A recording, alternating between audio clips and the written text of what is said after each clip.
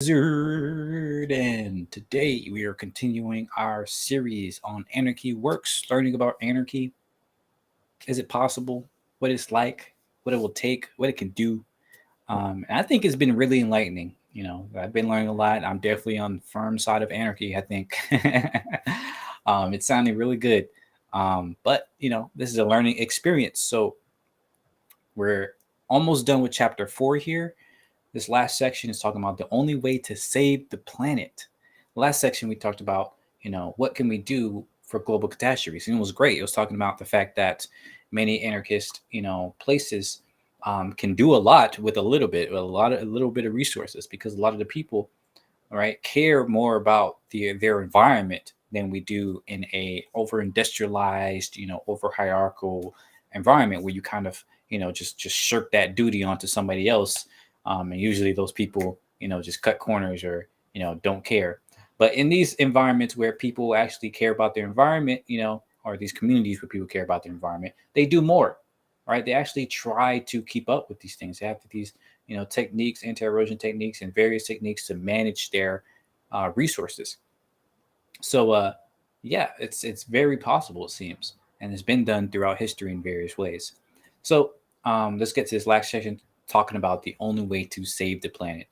I'm going to predict that this section is going to talk about, that this having an anarchist or localized, community kind of society is the only way to save the planet. Is like if we deindustrialize, if we, you know, learn to actually take care of our local regions more, uh, productively, and stop abusing, other people, stop colonizing these other nations, other places, and taking all those resources and bringing it here, right? If we stop doing all that mess, um, and actually care for our local environment, this is like the only way we can really figure things out.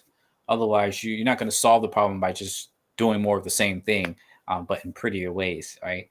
So let's see what they say. When it comes to protecting the environment, nearly any social system would be better than the one we have now. Capitalism is the first social arrangement in human history to endanger the survival of our species and life on Earth in general. Oof.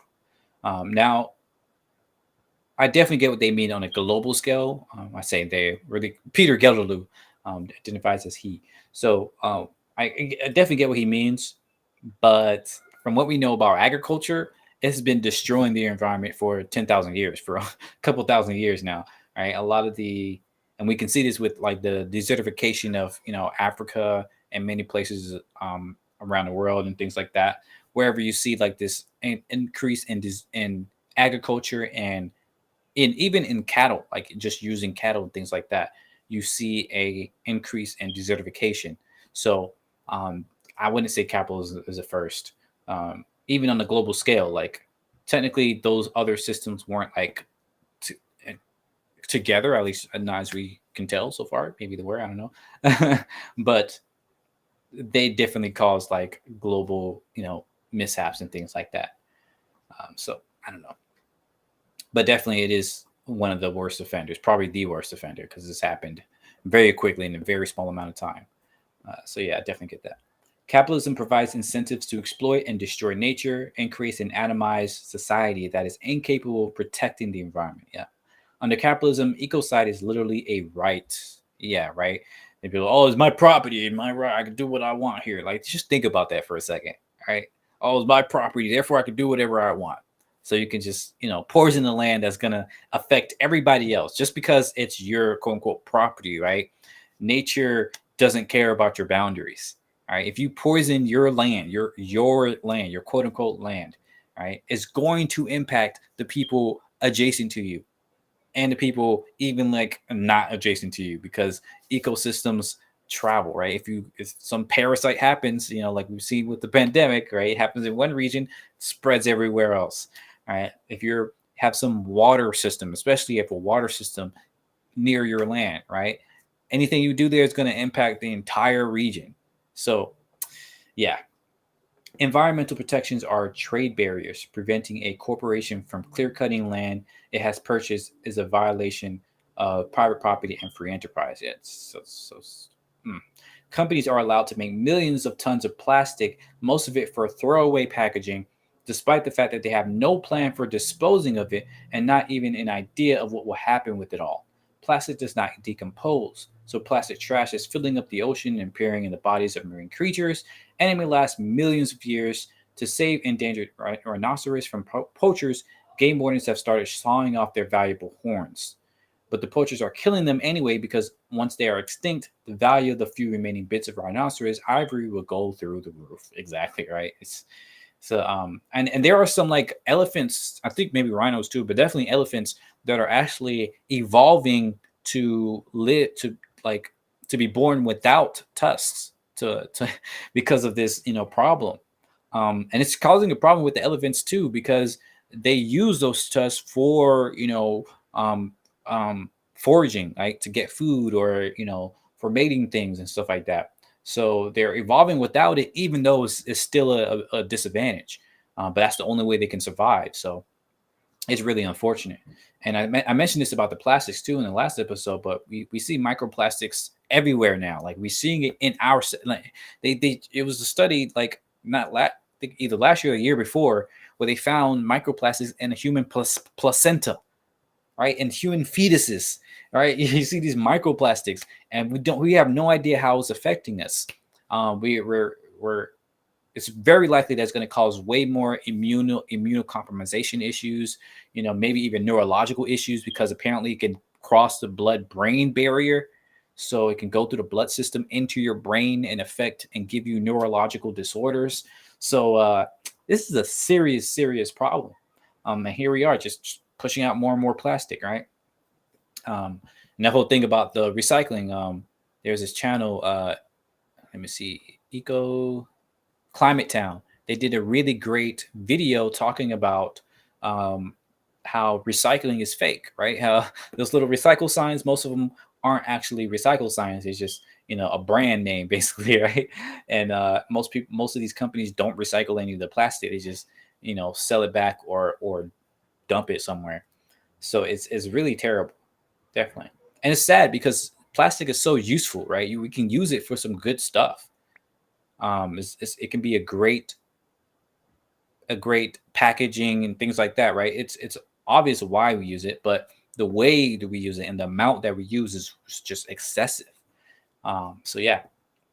And despite all this, universities have the audacity to indoctrinate students to believe that a communal society will be incapable of protecting the environment because of the so-called tragedy of the commons.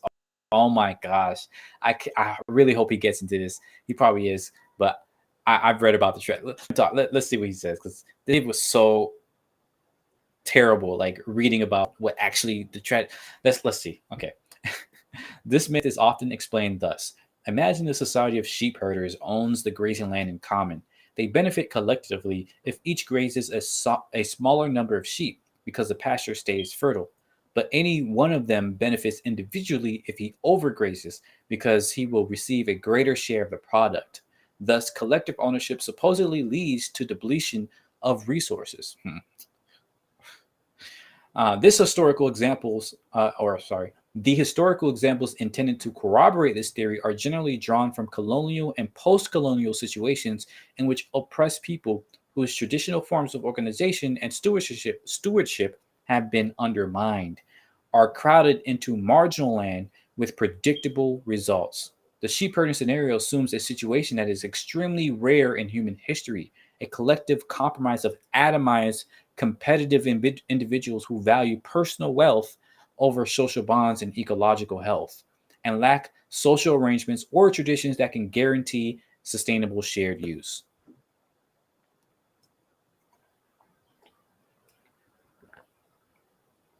Yep.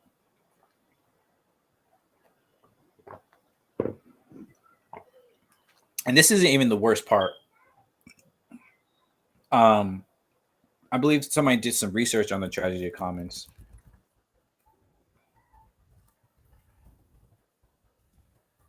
I don't know if I'll be able to find it. Um, Let me see. Yeah, it's another huge problem right there, right? I don't know. They're probably going to talk about a lot of different stuff. It's going to take some time. But you could probably look this up, But if I remember correctly, the origins of the tragedy of commons was actually a a part of the origins of capitalism, right? So what actually happened, and they saw this with in places like the United Kingdom, that area and stuff like that, with actual shepherds or whatever, is that people had these vast tracts of land, and it wasn't people, it was all commons, right? It was the commons. It was where everybody would allow their shepherds, their sheep or whatever, to graze the land and stuff like that in this huge tract of land, and people would walk across it how they needed to in order to get across. But with the onset of capitalism, as people started believing in private property and stuff like that, right, and trying to carve out these areas of land, or the first companies, right, the first what do you call them, um, the goodness, there's a term here, communing, commuters. Goodness, no. This, don't you hate that? Like when a word is on your tip of your tongue, you come up with all these words that sound similar, but it's not the actual word. But anyways, the first people that started, that were trying to be like the nobility, but they were, basically the first companies. They were trying to make money. Um, they would buy out the lands that was previously reserved for the commons, right, for everybody. But they would contact the nobility, right, to buy that land from the nobles, because technically, the kings in that area, the king and queen, owned everything in that area, and so they could take the land that was for the commons, and allow it to go to those first private property owners. And so what happened is, this area that was sustained by the entire land was a great fertile land that everybody used and things like that. But then when these privateers started coming in and carving it up to form their private properties, all that was left of the commons was just the parts that nobody wanted, right? The parts that none of the privateers, none of the profiteers wanted, right? It was like the worst parts of the common land. And so the commoners, right, the everyday people who were the shepherds that were left over, they were left with these little, terrible pathways, or parts that didn't even connect anymore, right? So their sheep couldn't like graze where they wanted, where they could anymore, and so nobody kept up the land, right? Nobody kept what was remaining, because it was trash, like it was nothing left. It was just the scraps of the capitalists. So the tragedy of the commons is not that these people weren't keeping up the land. It was that the privateers, the private company, the capitalists carved out everything and left the scraps, and was like, oh yeah, here's your commons, and like, oh, they didn't upkeep it with them. See, they didn't need it anyway, they didn't want it anyways. Like, you literally just took everything and left them scraps, right? And this is basically what he's talking about here on the macro scale. It's like, in terms of this happens a lot with foraging, a lot of foraging peoples, is that they had a good time. Like, a lot of foragers were extremely successful with their foraging, not just the across all many places in Africa, Americas, across many places in Asia, even Australia and things like that, right? There were a lot of foragers that were extremely successful. They were not necessarily affluent, as some of those romantic some of those people romanticize it, but they were doing well, right? They were oftentimes doing better than a lot of the farmers. Um, but when the capitalists came in, with armies and guns and all this other stuff, they would take that land, they would privatize it, and leave like the parts where they couldn't industrialize, the parts where they couldn't turn into these factory farms and things like that, right?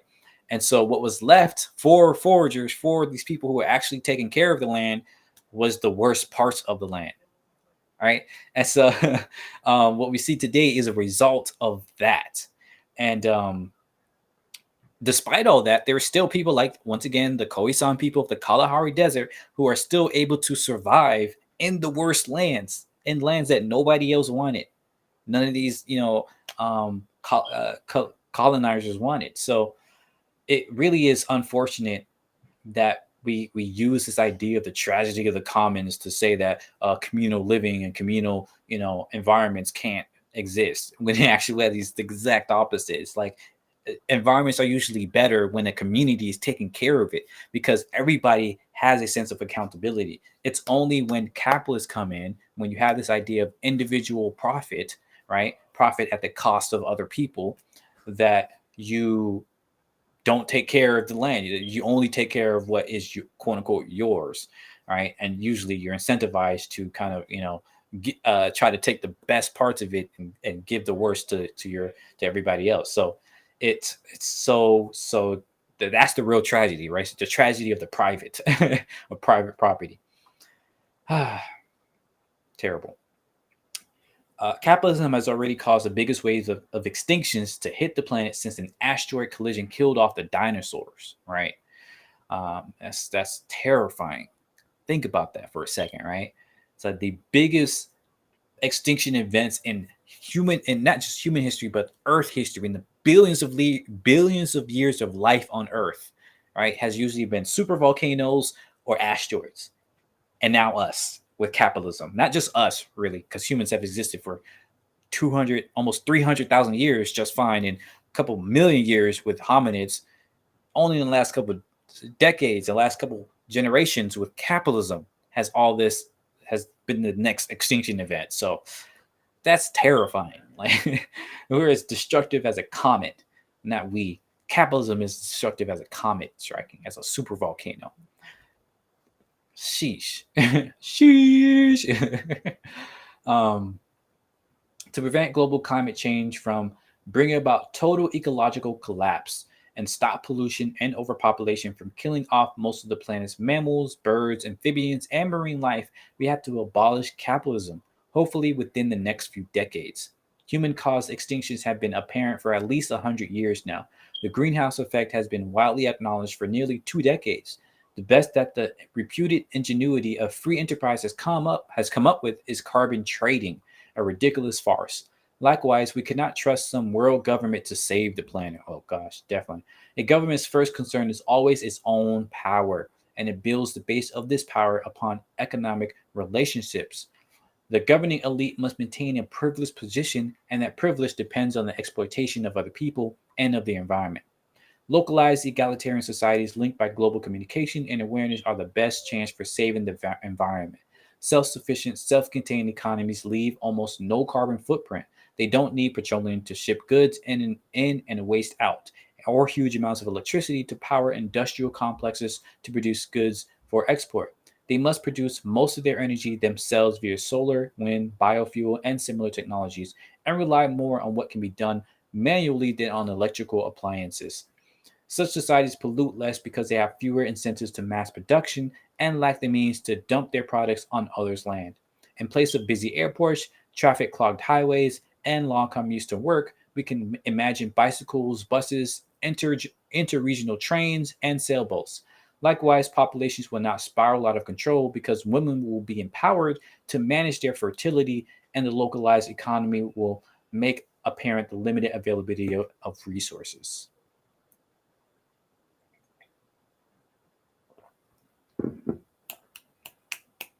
Powerful. Love it.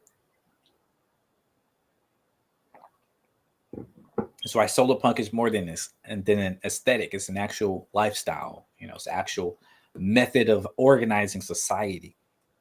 When you leave it to just be a aesthetic, just green stuff, it doesn't really get to the meat of the problem. The meat of the problem is the systems that we have in place that support our industrialized way of life that destroys the environment and ourselves, right? And because we are in part of the environment, we are just as much of the environment as everything else. And if we try to take ourselves out of it, we just become a parasite and destroy ourselves along with everything else. So, yeah.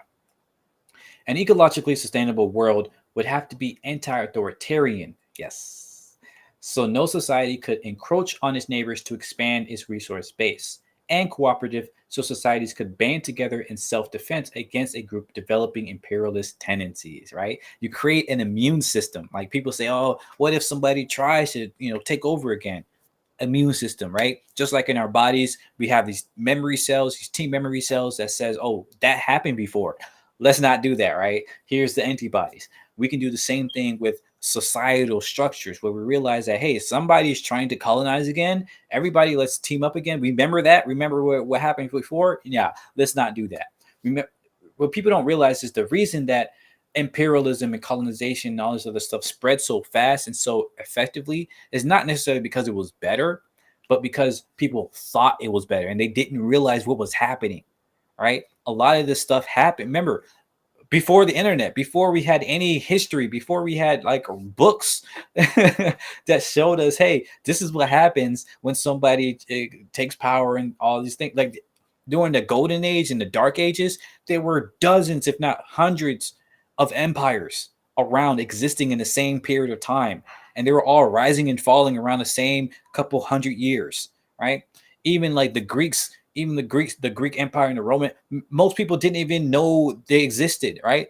Some only the academics knew, and even then, they didn't know the how the Romans fell, how the Greeks fell, right? They were trying to figure it out, like how did the Greeks, get here? So in the middle of the Enlightenment period and stuff like that, the only real stuff they had, a lot of this stuff was kind of, they were trying to figure it out as they were going, and they had these wrong ideas that they thought was correct. They thought, oh yes, we are the harbingers of the world, we are the shepherds, or the world is made for us because God made us machine, God made the earth a thing for us, and all, they had these these notions that they thought were correct, that they thought were logical, but now we know they're not, right? We see what happened. We see that it's just destructive. It just, it's terrible. It creates way more problems than benefits. Even the benefits that we think we have are killing us, so it's not really beneficial. So now, we can use these lessons. We can use these lessons to make sure we don't fall into that same crap again. But we have to survive. We have to get past this moment and build that better future, um, and just maintain it. So yeah, most importantly, it would demand a common ecological ethos, so people would respect the environment rather than regarding it simply as raw material to exploit. We can begin building such a world now by learning from ecologically sustainable indigenous societies, sabotaging and shaming polluters, spreading a love for nature and an awareness of our bioregions, and establishing projects that allow us to meet our needs for food, water, and energy locally. Beautiful. Beautiful stuff. I really like this chapter. I like how it ended. I feel like it's a strong end here. Want to check out some of this stuff. I heard of Murray Bookchin. I read a lot about him, so I want to definitely check that out next, probably. But yeah, a lot of this other stuff. Then we're going to get into crime. Oh my gosh, interesting. It's going to be fun. But yeah, as always, thanks for reading with me. Thanks for watching this. Let me know your thoughts. Let me know what you learned from this. What you even if you disagree with things, let me know. We can have a conversation about it if you're actually ready for a real conversation.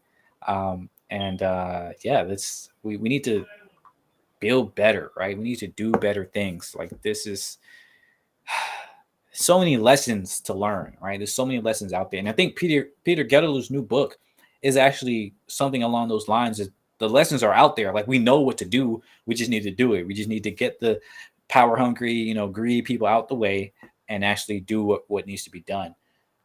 It's not like we're trying to figure it out anymore. Like we there's a lot of people that know what to do. Just need to let them do it and ourselves participate. Uh, you know, make changes. So yeah, we need to make moves, y'all. So if you're listening to this, let's figure out. Let's connect. Let's work together. Let's read stuff like for people like this who've done all this research and stuff like that. Learn these lessons and make the world a better place. We can do it. We just gotta realize that we can do it, and have the gumption, have the will, the, I don't know what you want to call it, the perseverance, the the everything, just to do it. Like we need to do it. So yeah, thanks and have a great day. See ya. Bye.